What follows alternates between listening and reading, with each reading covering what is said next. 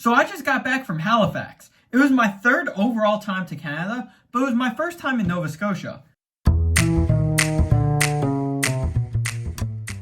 And believe it or not, I have actually always wanted to go to Nova Scotia. Yeah, even when I was 10 years old, my fantasy baseball team was the Nova Scotia Alligators. Why? Well, I thought it was kind of funny that obviously there are no alligators in Halifax. So, I don't know, and I was always interested in Nova Scotia and Halifax in general, so in my 10-year-old mind, boom, it was the perfect combination. But I was there on board a Royal Caribbean cruise ship, and it docked right at the harbor, and oh my god, this harbor is beautiful. It really is. It has such a New England-y feel to it, where you have the waterfront, you have all the shops lined up. I mean, just look at this clip right here. You have this boardwalk where you have vendors and you have liveliness. You have people that are walking, and you have the Titanic Museum right here. Did you guys know that when the Titanic sunk, Halifax was the closest port to the sinking of the Titanic? So anyone who was rescued got taken right to Halifax. Additionally, I walked downtown, and downtown is also really nice. It was actually a bustling city. I expected Halifax to be kind of more so like stationary, like not much going on. Like sure, there would be a few buildings, but you know, nothing more than that.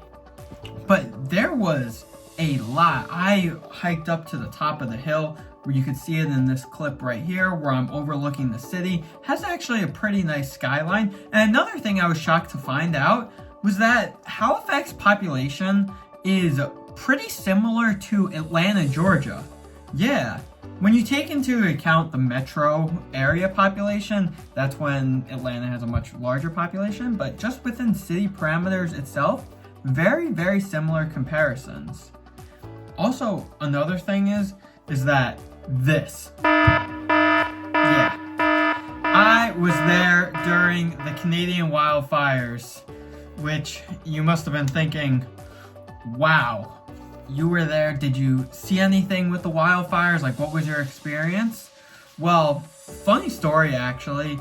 As the boat was going up alongside Nova Scotia, we were, I guess, close enough to a mandatory evacuation zone. So at 3 a.m., everybody's phone went off with the emergency beep, beep, beep.